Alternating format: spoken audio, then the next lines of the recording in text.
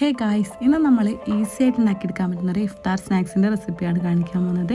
നല്ല ക്രിസ്പി ആയിട്ടുള്ള ഒരു റോൾ കേട്ടോ, ചിക്കൻ വെച്ചിട്ട് ഈസി ആയിട്ട് ഉണ്ടാക്കിയെടുക്കാൻ പറ്റുന്ന ഒരു റോൾ. നമ്മൾ കുറേ ചിക്കൻ റോളിൻ്റെ റെസിപ്പിയൊക്കെ കാണിച്ചിട്ടുണ്ട്, പക്ഷേ ഇത് വെറൈറ്റി ആയിട്ട് ഈസി ആയിട്ട് ഉണ്ടാക്കിയെടുക്കാൻ പറ്റുന്ന നല്ല ടേസ്റ്റി ആയിട്ടുള്ള നല്ല ക്രിസ്പി ആയിട്ടുള്ള ഒരു ചിക്കൻ റോള്. അതിൻ്റെ കൂടെ തന്നെ ഉണ്ണിയപ്പം ഉണ്ട് കേട്ടോ. ഉണ്ണിയപ്പം നമ്മളെ രണ്ട് റെസിപ്പി, ഒന്ന് ചിക്കൻ റോളും ഒന്ന് ഉണ്ണിയപ്പം പള്ളിയിൽ കൊടുക്കാൻ വേണ്ടിയിട്ട് ഉണ്ടാക്കിയതാണ് കേട്ടോ.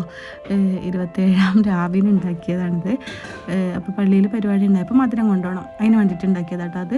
പിന്നെ നമുക്ക് ഏത് മീനും വെച്ചിട്ട് ഉണ്ടാക്കിയെടുക്കാൻ പറ്റുന്ന ഒരു റൈസ്, ബിരിയാണിയല്ല, ഈസി ആയിട്ട് ഉണ്ടാക്കിയെടുക്കാൻ പറ്റുന്ന ഒരു റൈസും മീൻ ഫ്രൈ ആക്കിയതോ കേട്ടോ.